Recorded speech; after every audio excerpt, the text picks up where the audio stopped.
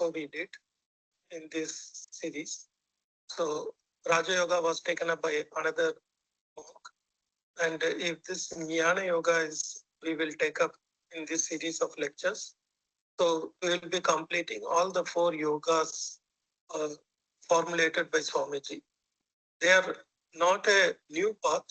All of them are ancient pathway to God. In fact, the Bhagavad Gita explicitly mentions various chapters as Karma Yoga, Jnana Yoga, Bhakti Yoga, and Raja Yoga. You can find it in Bhagavad Gita also. But Swamiji gave a very clear and definition, which is well known to most of you. Swamiji said, each soul is potentially divine. The goal is to manifest that divinity by controlling the nature, external and internal. Do this either by work or worship or psychic control or philosophy, by one or more or all of these, and be free. This is the role of religion. Doctrines or dogmas or rituals or books or temples or forms are but secondary details. So the essence of religion is to become free, free from these material bondages, and doctrines, dogmas, rituals, books, temples and forms, or Swamiji says they are secondary. And these 4 paths which Swamiji has identified, he says, you can choose either one or more or all of this according to your temperament. And what they hope to achieve, they help us to manifest the divinity by controlling our both internal and the external nature. So in this definition, we get an overall view of what religion is. So in the traditional methods of Vedanta, they call as Anubandha Chatushtaya. At the beginning of taking up any Vedantic text, the teacher has to explain the 4 things. What is the Vishaya, what is the Sambandha, what is the Prayojana. Adhikari. Who is the Adhikari? Adhikari, Vishaya, Sambandha and Prayojana. These 4 things has to be explained by the teacher. So following the tradition, so we shall also get into this. Who is the Adhikari for this Jnana Yoga? According to our tradition, Vedantic tradition, the Adhikari for this Jnana Yoga is a one who has a Sadhana Chatushtaya Sampatti. Sadhana Chatushtaya Sampatti. So he has Chatushtaya, he has 4 main qualities which makes him eligible for taking up the path of Jnana Yoga. So Jnana Yoga is not meant for everyone. It is meant for mature souls which have attained that level of maturity and it has progressed in its spiritual life, and they alone can take up this path of Jnana Yoga. So only we have seen, even Gita is telling, Klesho Adhikatara Tesham Avyakta Asakta Chetasam. For those people, Avyakta Asakta Chetasam, those who are attached to Avyakta, that is this Brahman, which has no manifestation, unmanifested, and for them, Klesha is Adhikatara. There is lot of difficulties. Avyakta hi gatir dukam degavatpir avapyate. In the Bhakti Yoga chapter 12, chapter 5th sloka, Krishna will tell, for those who take up the path of Jnana Yoga, the difficulties are many and they will have to face lot of sorrow. Dukkha is there, he says. For whom? For those who are still not achieved that level of refinement of the soul. The Dega Vadbir Avapyate, those who are still too much attached to their body and to their mind and to their vasanas, who have not acquired the necessary purity, for them, this taking up this path of jnana is not advisable. And so this all our acharyas very clearly tell. So even in the gospel, Sri Ramakrishna tells to Pandit Shashadhar, he says both Bhakti Yoga and Raja and Jnana Yoga are paths by which you can realize God. Sri Ramakrishna is telling, whatever path you may follow, you will certainly realize Him. The path of Bhakti is an easy one.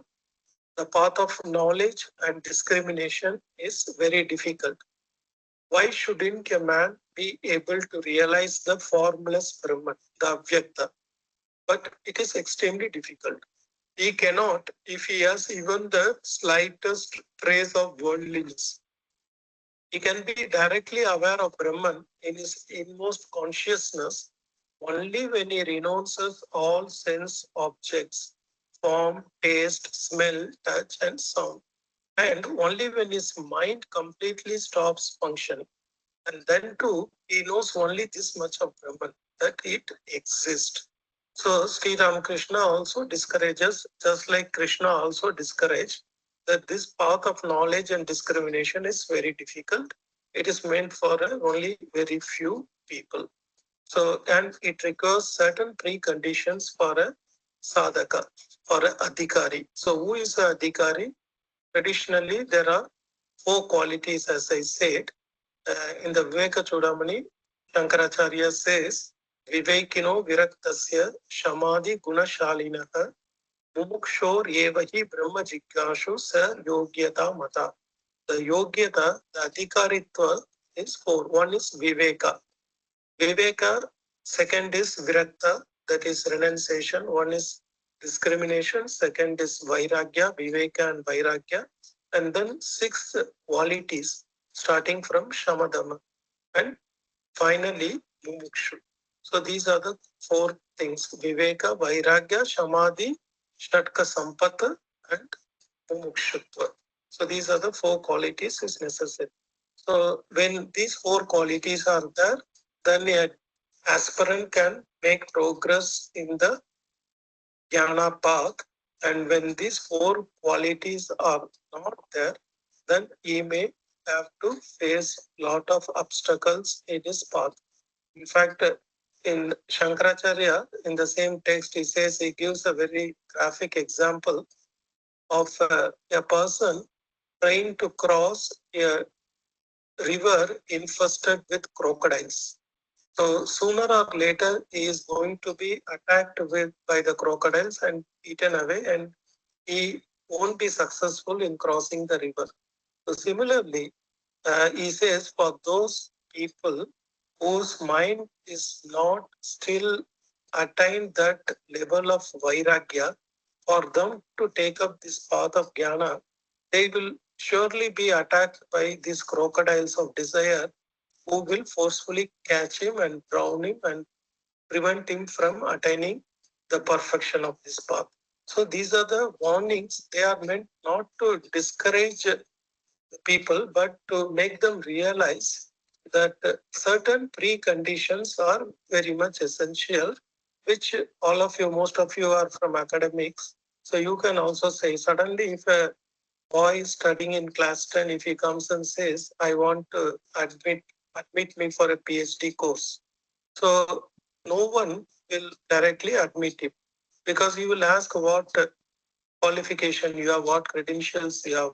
Have you finished the preconditions? Have you have that necessary preconditions for doing a PhD? You cannot directly go from a school level to a PhD level unless you are maybe some exceptionals may be there, but normally that is not the case. Similarly, this is also, unless you have qualified the preconditions, you cannot come to this path of jnana. The one thing is viveka, that is discrimination, the nitya, anitya, vastu, viveka. So what is real and what is unreal. So that every time a jnani, a sadhaka has to keep on in his mind. His mind has to be very alert. Sri Ramakrishna will tell it's like carrying a sword all the time and cutting into pieces all the maya. And that's how Vivekananda Naren Thakur used to say, Naren is like a Kapula Tarwar. He is like a person who is moving around with an unsheathed sword, and no Maya can come near him within a feet of him because he is sure to uh, destroy it. So this is a Viveka. A Viveka is a person. Viveka is a discrimination faculty which tells all the time that Brahma Satyam Jagat Mithya, that everything in this world is Anityam, Ashokam, and so you only Nitya Vastu is the Brahman and everything else is the Anitya. So this thought, Nitya Anitya Vastu Viveka should be, it should be well established. It should be a natural way of thinking for him. And he should not get fooled or carried away by this world of Maya. Even when he see this manifold world, he will be always aware that behind all this there is a supreme spiritual principle, and his main job is to realize that spiritual truth. So he won't allow himself to be carried away by all this manifold world. That is a Viveka. And then comes the Vairagya. Vairagya is not only for the things of this world, but also starting from the Brahmaloka, or we can say Degadi Brahma Paryantam. Even Nachiketa was offered the Swarga Loka with all its enjoyments. He refused. He not only refused all the glories of this world, he also refused all the other lokas also. So that Vairagya is a so Bhur, Bhuva, Suva, all this, everything this world and the higher worlds have to offer, he will refuse. He has no attraction to them. He has no want for them. Why? Because Degadi Brahma Paryanta Anitya. Because they are all Anitya. Because that Viveka will tell him that all the things which he sees and feels and touches, which the senses and the mind presents to him, they are all Anitya. And he will instantly withdraw himself from this Anitya Vastu and keep his mind fixed on the Nitya Vastu. So that is the Vairagyam for all the objects of this world. And then comes the six main qualities of the mind and the sense organs. Samadhi, Shatka, Sampatti. It is called as six treasures which an aspirant has to attain. What are they? One is the Shama. Shama is the concentration of the mind. And when the mind starts running towards the Vishayas, he will he will discriminate its harmful effects, its impermanence nature, and bring back the mind again on the contemplation of the Brahman. That is the Shama. And yato nishcharati manas sanchalam astiram tatastato niyam yaitad atmanyeva vasham nayet. In the Raja Yoga, it may be called as the pratyahara. The mind runs towards the objects, you bring it back and keep focused on a particular object. So that is the Raja Yoga. But same thing in the Jnana Yoga, the equivalent is Sama. It is the controlling your mind so that it does not run after the external things. And how do you do it? Again, by the discrimination, dosha drishti. It is a very important way of looking at things. A sadhaka, a real spiritual aspirant, he will always have this dosha drishti. Means the moment when he looks at this world, he sees, penetrates, and he sees its real condition. Once Swamiji was asked by one of his Western disciples, Swamiji, you are a young man and you are here in this West where there are so many beautiful women are coming in contact with you. Have you not ever attracted by them, even momentarily? Then Swamiji said, when I look at even the most beautiful women, what I see is a very ugly, uh, a, a mass of flesh and bones. And you don't fall in love with that thing. And so that is a very graphic way of presenting, but what he sees is dosha drishti. He sees nothing can attract him. So the moment he sees whether it is a building, whether it is that sense pleasures, whether it is food or music or name and fame and power, whatever it is, he will go to its depth and analyze and find out that they cannot give him complete satisfaction. They are very temporal. As the Gita said, Anityam, Ashukam, Lokam, Imam Prapya, Vajasvamam. This world is Anitya and it is Asukha. Whatever Sukha is there is very temporal, very superficial, and it cannot give you a permanent satisfaction. So this dosha drishti is mugur mugu. It's not just a one time. It's not that in the morning and evening you have this dosha drishti. It should be a constant companion of a sadhaka. He will, nothing can attract him. Why? Because he sees this dosha drishti. And because of that, that becomes a habit rule, that becomes well established. So that even though he may be in the world, so he may not get attracted by the things of the world. Raga dvesha viyuktaistu vishayan indriyaicharan atmavashai videyatma prasadam adhigachati. In the Sthita Pragya Lakshana, Krishna will tell Raga Dvesha Viyuktaistu Vishayan Indriyescharan. He is moving around the sense objects. He lives in the midst of sense objects. So many things are happening around him, but he is free from raga and dvesha. This is also very important. You not only you are attracted by that, neither you have a repulsion for that, neither you have a hatred for that. It's not that to be not attracted to the world does not mean you develop a hatred for this world. No, that is equally bad, equally wrong. So you have neither attraction nor repulsion. Raga and Vesha, you have neither attraction nor hatred. And to the way you know it as it is. And when you have attained that state, then Atma Vashe Videy Atma. Because why? Because his mind is settled inside, he is settled on the Atman. Then he attains prasadam atigachati, he attains peace, he attains shanti. So this state of mind is what is told here, is known as Shama. Shama is not a mind that is totally at calm, totally at peace with itself, but it is a state of mind when it is going outside, it is seeing the world outside.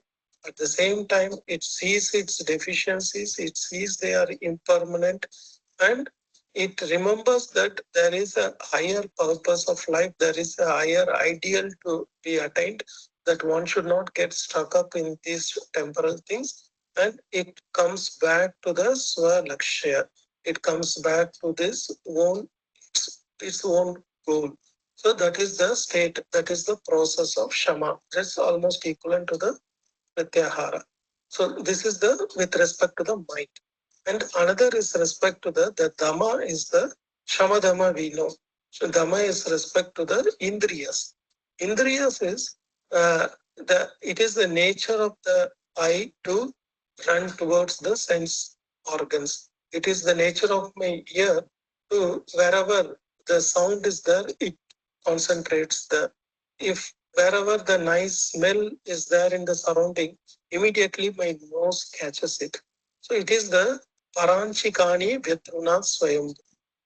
All the Indriyas have been built like that. They have been built, Shankaracharya says it's like a manufacturing defect. The God has created all these organs with a manufacturing defect purposefully so that they always run outside towards the external world. And Kaschit Dira Pratyat Atmanam Aishata Avrita Chakshum Amritatvam Icham. Only very few people who are Dhiras who can turn these organs from running outside, turn them within. And why Amritatvam Icham? So Avrita Chakshu is a very, very important quality. Means he is not an extrovert. He is an introvert. His organs, they initially they may run towards outside world, but he will all the time he will bring them back. So eyes sees nice things, but the moment he sees very attractive things, the viveka in him becomes alert and as this process of dosha drishti, and then says, no, what is this? What is there in it to attract you? No, come back, come back. So it withdraws the eyes to the, so it may still see the same sight, but the attraction won't be there, and neither the repulsion.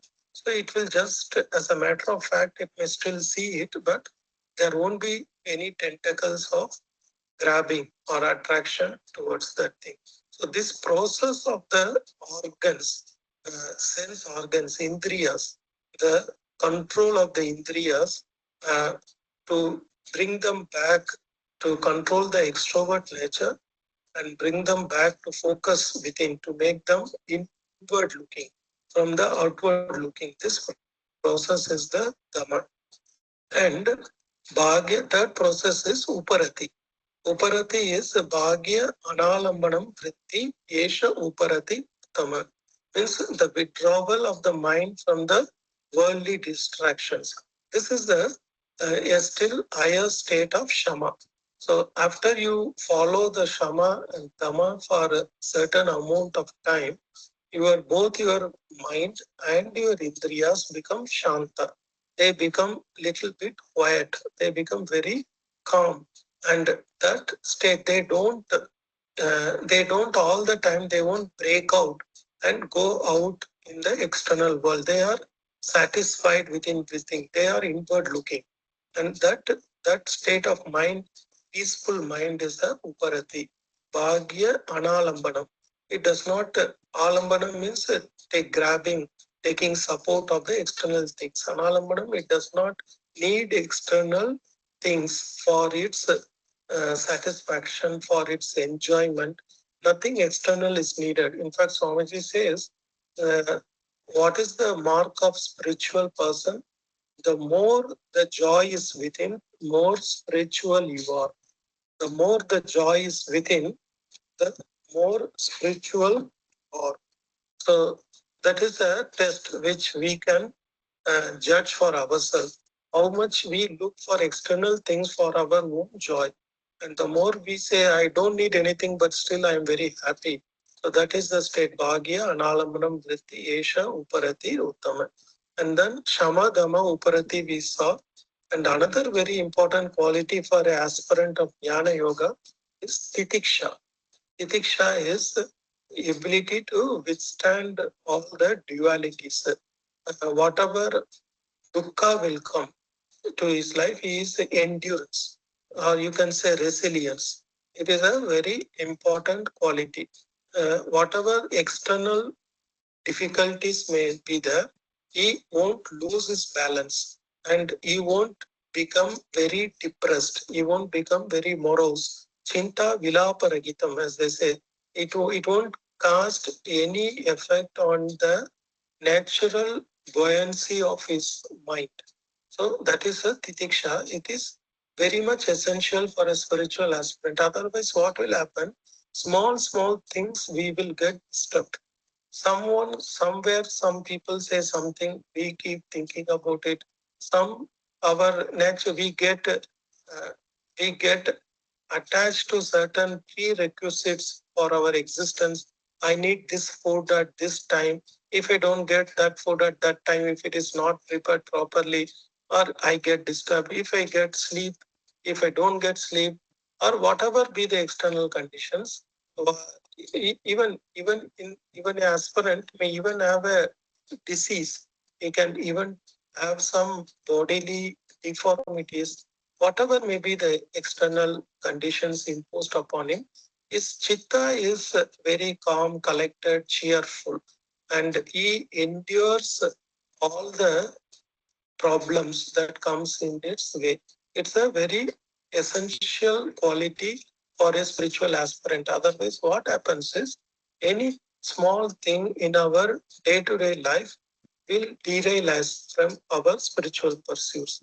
People say today this and this, such and such thing happened. My mind is not in a proper state of, I am not in a proper state of mind. And to do spiritual practice or do Shastra Charcha, to listen.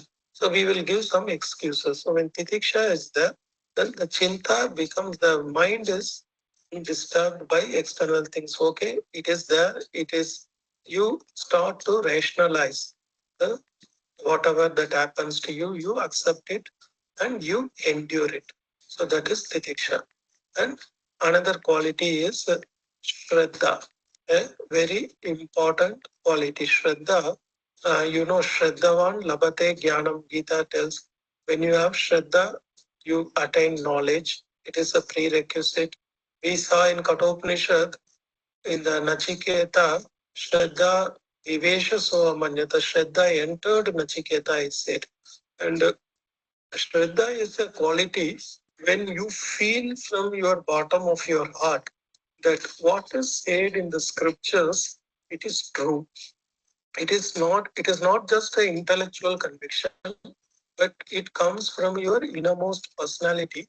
You feel, yes, you firmly believe that God exists, that God can be realized, that the scriptures and the great teachers, they can show me the way to God. If I follow the instructions which are there in the scriptures, and if I can follow the instructions of the Mahapurushas, then I am definite, it is 100% certain for me to attain the goal. So you have no doubt about it. This astikya buddhi, this firm conviction of the mind on the spiritual truth is a very, very essential quality for a spiritual aspirant. Only when that comes, then only his spiritual life will start. Say, for example, we may we may read many things, we may read books, we may hear spiritual talks, but it may all remain superficial, it may all remain only intellectual. But only when this Shraddha comes, only when this firm conviction comes that what I am hearing, what is being said is real, it is 100% true, it is needed for me, and it is possible for me to practice all these things and realize the ultimate truth. The conviction in yourself also, not just in the faith in God or faith in scriptures, but also faith in yourself.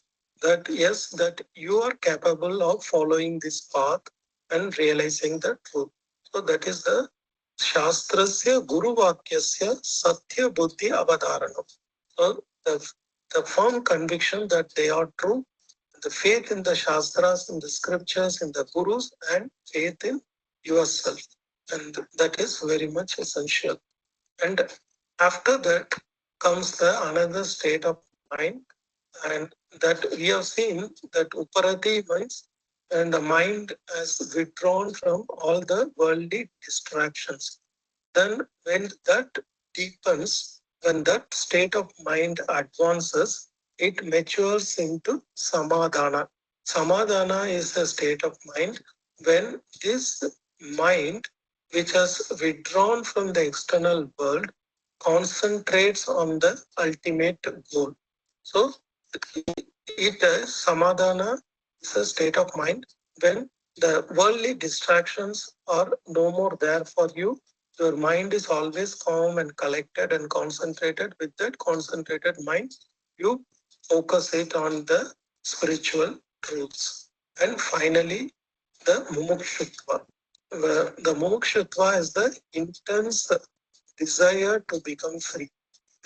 And Sri Ramakrishna says the mumukshutva is like a dawn.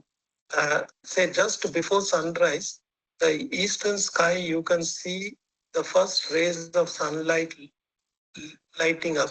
The sun is still not seen, but its rays can be seen, and sun is sure to come up once the morning dawn comes. Similarly, when the mumukshutva arises, then God realization is not far away.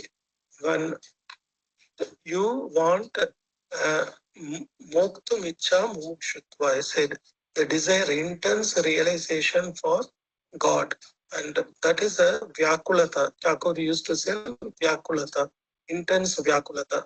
And Thakur was Sri Ramakrishna, he was about to even cut himself. He is so much his Vyakulata was there, Mukshutva was there to realize the truth.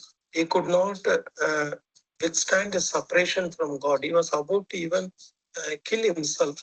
And to that extent, Mukshutva takes you, that you are no more uh, bothered about whether you are live or die, but you want to attain that goal. So this mumukshutva, you see it in all spiritual aspirants in the life of all the spiritual aspirants. You will see it was what made Buddha also, he made a resolve that whatever may happen to my body, let it be reduced into bones and skin. But unless I realize this truth, I am not going to get up. So that is the mumukshutva. So these four qualities are characterized as adhikari. As I told you, the sadhana, the anubandha chatushtaya, they say in the Jnana Yoga study, the first is adhikari.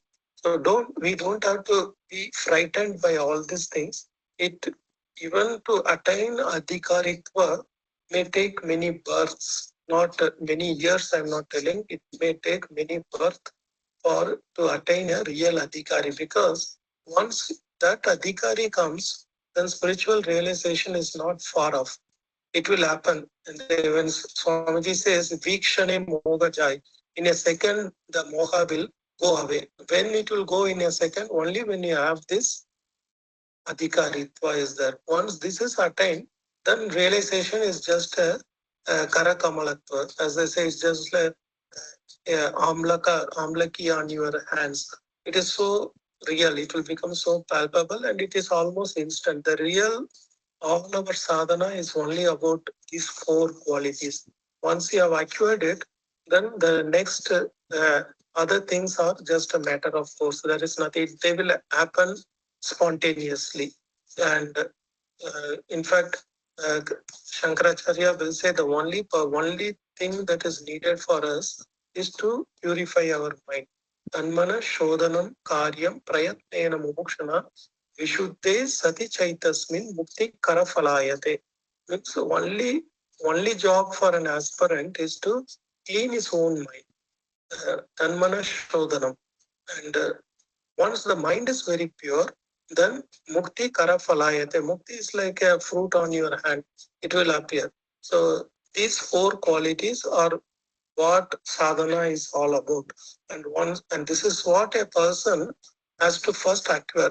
Otherwise, you may read all Vedas, you can read Upanishads, you can read Gita, you can memorize them, you can write Bhashyas on them, you can give them great lectures, but it will all remain only at an intellectual plane only. So it is not going to, in spiritual, you won't move a single step in your spiritual life. They will all remain just words, words, and words. They won't be converted into realization. For the words to become your own anubhuti, if you require these qualities. Otherwise, after some time, a frustration will come. Oh, I have been for my whole life, for 20 years, 30 years, I have been listening to Vedanta, but nothing has happened. Sri Ramakrishna gives the example. He says, Sadhur Kamandala, it goes to all the char dhams, but it remains the same. He carries that Kamandala to everywhere. It does all the Tirtha, Punya, Tirtha Yatra, but no change comes to it. Similarly, we may listen to all Vedanta, we can read all Upanishads and Bhashyas, but unless we have these four qualities, unless we have refine our mind, nothing will happen. Shastra Acharyo Upadishta Shamadamadish Samskritamana Atma Darshane Karanam. In one of the Upanishads, the Shankaracharya will tell Shastra Acharyo Upadishta, that you get the teaching from the Shastras and Acharyas, and Shamadamadi Samskritamana, the mind that has been purified by practicing all these qualities. And that is the Atma Darshane Karanam. So that is the instrument. The mind that has all the sadhana chatushtaya, and after that it has listened to the scriptures, and that mind can really grasp. In fact, that mind becomes transformative. Pure mind and the pure Atman are one and the same. There is no difference. So when we speak about Jnana Yoga practice, it is nothing but practice of these four fundamental disciplines. So this is the most important thing. And ultimately, we will be aware of the qualities we need to be to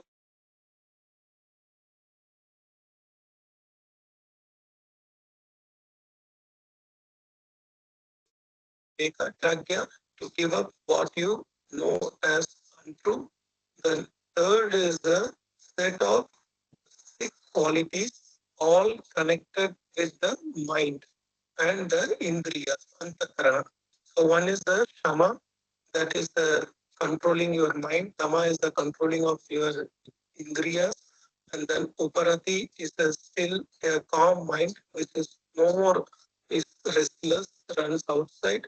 Then comes the shraddha, and then titiksha, and finally comes the samadhana, which is a higher stage. So shama, uparati, samadhana are the three stages of the mind. Shama is the first stage, where the mind goes outside, you bring it back and keep it, pull it back.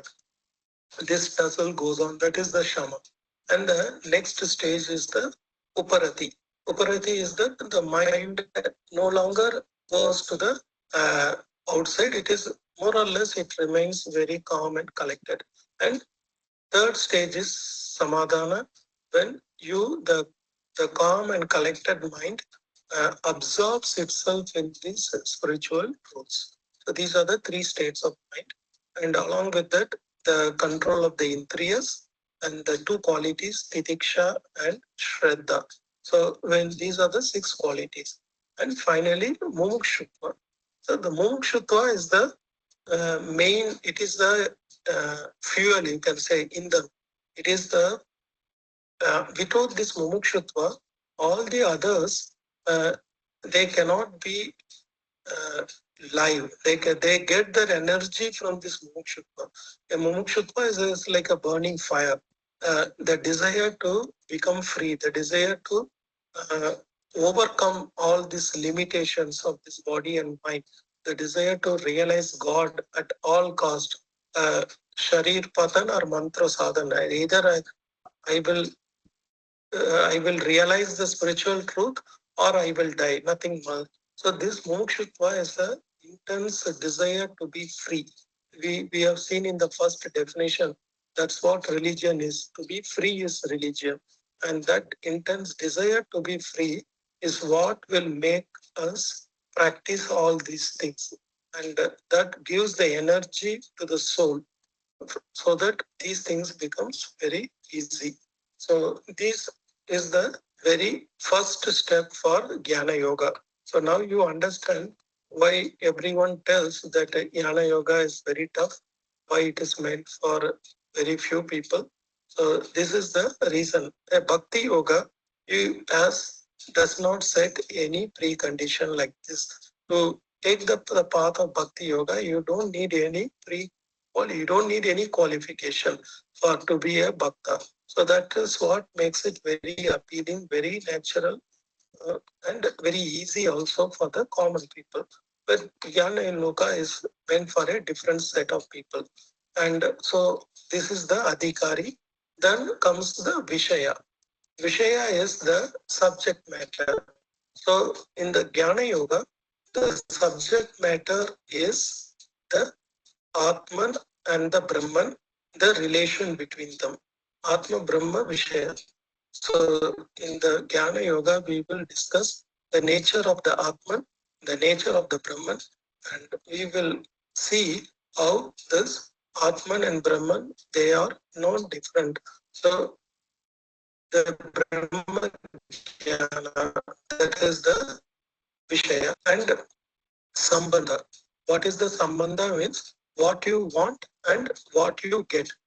So this Jnana Yoga is the text which is meant for those aspirants who want to realize their real truth of their Brahma Swarupa, who want to realize the true nature which is Brahman. So that is what they want, and this text is gives you the way to get what you want. So if you want Brahman, and if you go and take a science, a physics book and read, then there is a mismatch between what you want and what is there in that book. But so the sambandha is to establish to an aspirant, to a student at the very beginning. So you first convince yourself whether you have chosen a proper text to study. You want to realize the true nature of Brahman. If that is what you want, then this is the text for you. So there should be a match, sambandha, relationship between what you want and what you get. So this sambandha exists between the student and the text. The text is for those students who want to know Brahman. So that is the sambandha. And what is prayojana? Prayojana is mukti. Prayojana is the realizing the Brahman, to know that you are Brahman, aham brahmasmi. That is the prayojana. So adhikari, vishaya, sambandha and prayojana. These are the four things which you have to clear at the very beginning, at the start of any text of Jnana Yoga, both whether it is the Prakarana Granthas or whether it is Upanishads and Gitas, invariably those Bhashyakaras, they will devote themselves some time to discuss these ideas. So we also, following the tradition in this very first class, we have discussed these four prerequisites for our uh, our discussion on this Jnana Yoga. So this is a textual thing which I have told, but something more I wanted to add is what Swamiji not only said that you may practice one or more or all of these yogas, he also said you should do all the practice, all four yogas. This he did not say it here, but he said it to at many other places. He said in Sri Ramakrishna's life, we have seen the harmony of all the four yogas.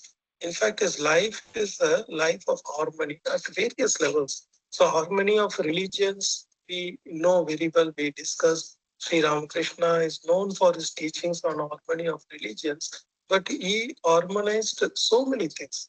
He harmonized the conflict between householders and sannyasis, the householders and renunciates. So he harmonized that conflict between work and karma and jnana. There was a conflict, or karma and jnana and bhakti. In our traditional, there were always conflicts between those two paths. So here he also harmonized these four yogas. In his life, you can find he attained perfection in all the yogas. So Sri Ramakrishna, we know, he started his life as a bhakti yoga. He was a pujari at Mahakali temple at Dakshineshwar. He practiced bhakti yoga sadhanas. Initially, he had no guru, but only Vyakulata was there, and he attained the realization of Mother. Then Bhairavi Brahmani came. She initiated him in bhakti yoga in two paths, mainly in the Vaishnava path and also in the Tantric path. In both the path, Sri Ramakrishna attained perfection. And then comes our Raja Yoga. Raja Yoga also, the Leela Prasanga, I think you will be reading, you will find that how Sri Ramakrishna had attained all these Ashtanga Yoga Patanjali, how he had attained perfection in all the eight. And then the Raja Yoga, Jnana Yoga, and the Jnana Yoga, finally, the last yoga that was practiced by Sri Ramakrishna is a Jnana yoga. For that, our Totapuri came. That story also is well known to all of you. How Totapuri came and taught Jnana yoga and how Sri Ramakrishna attained perfection within 3 days. So even Totapuri was surprised. Oh, for me, what took my whole lifetime for this young person, he has attained perfection in 3 days. How it is possible? He was totally surprised.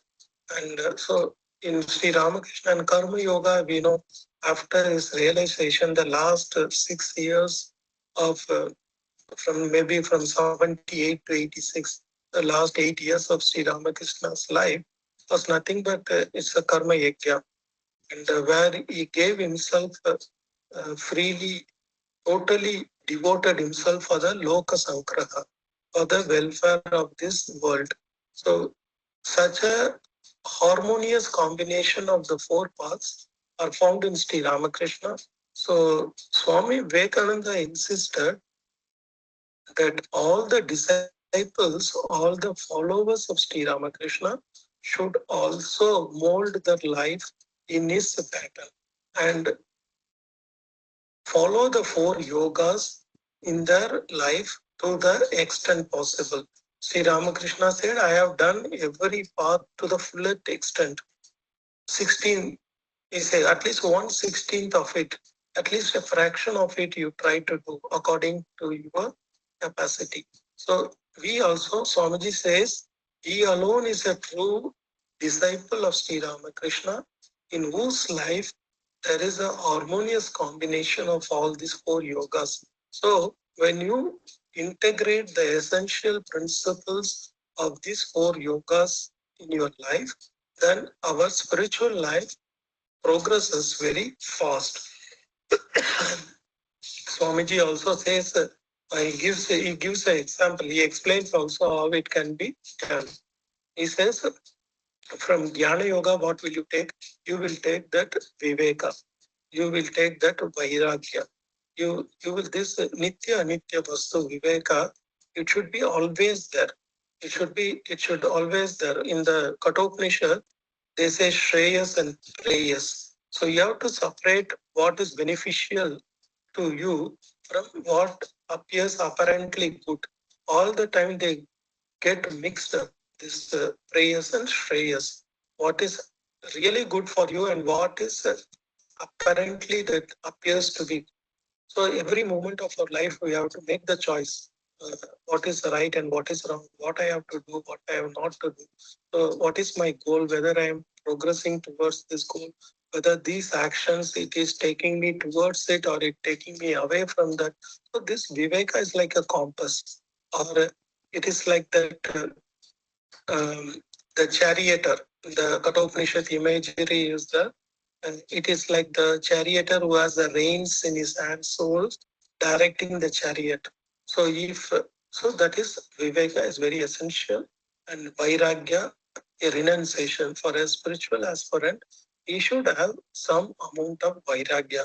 If he still is enamored by this world, if he still is so much uh, engrossed in the things of the world, and if his mind is still in a very gross state, then spiritual life is not for him. It's not for him. It will take some time for that to happen. So Vairagya, some amount of renunciation is very much essential.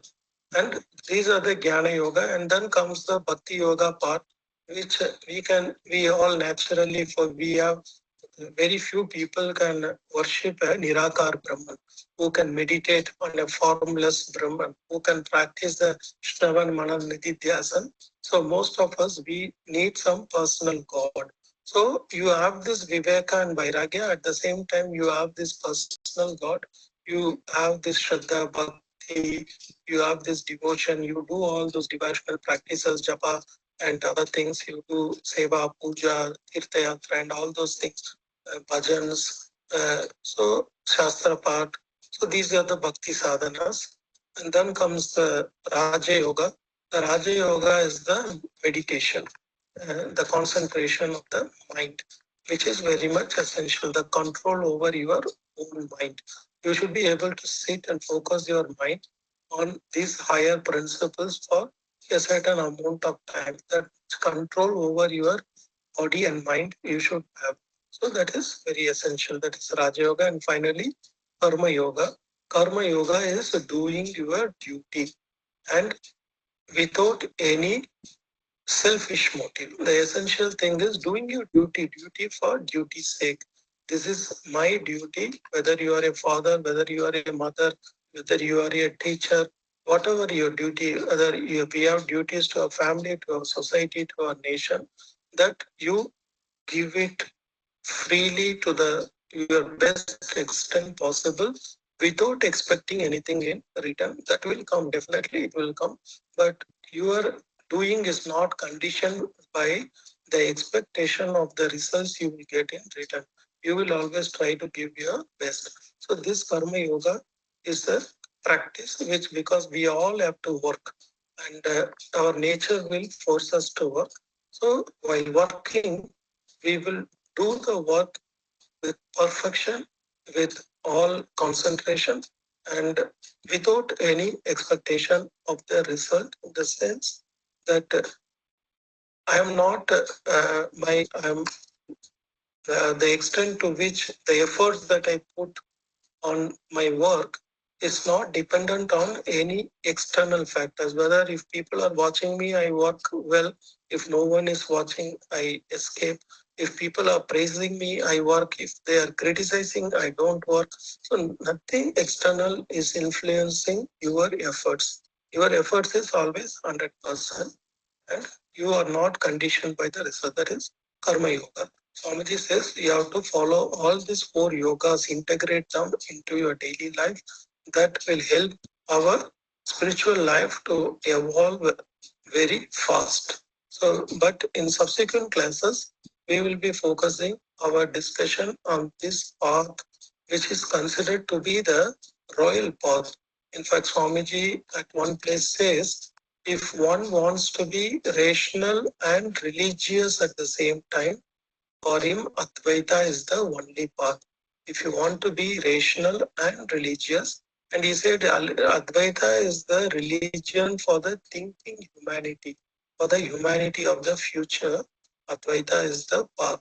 And sometimes people ask him, why are you teaching Advaita? He says, why not? I can teach Advaita in such a manner that even a child can understand. I'm not going to give them any weakening ideas. I am not going to tell them to depend on any extra other person. I will ask them to stand on their own spiritual real nature. So realization of the spirit by the spirit. So that is Jnana Yoga, and that's what we will be discussing in our future classes. So I think with this we can stop here.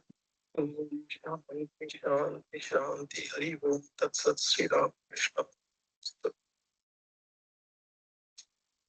Maharaj. Yes. Maharaj, So, hear me? yes, any questions?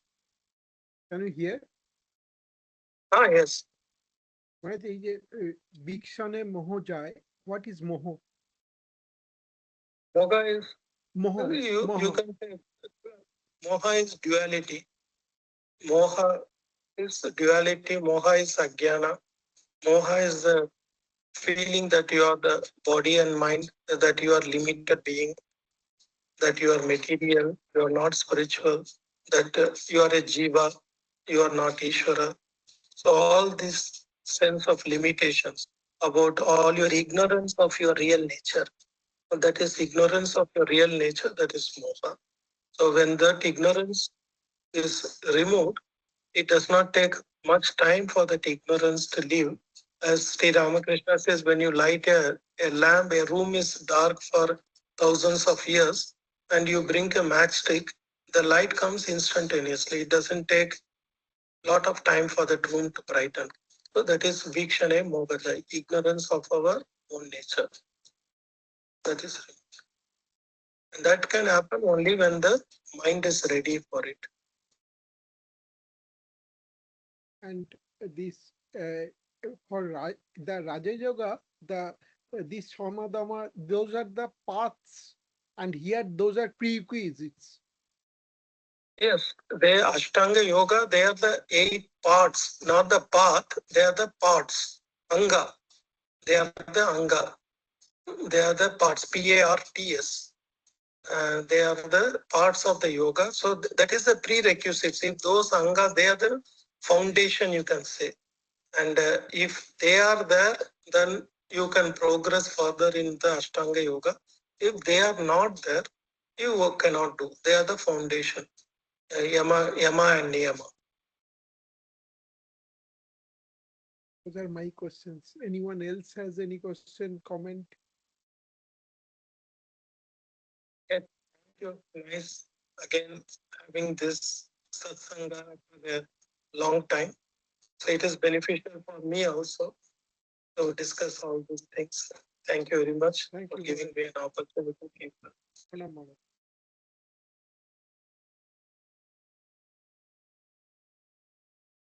Thank you all. Next week, there will be on Lila Prasanga. Swami Vedanuragananda Ji Maharaj will be talking next Friday.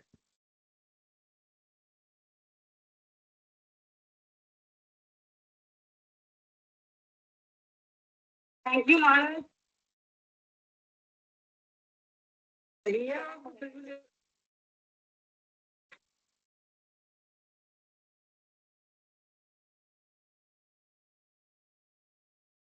I think Maharaj left.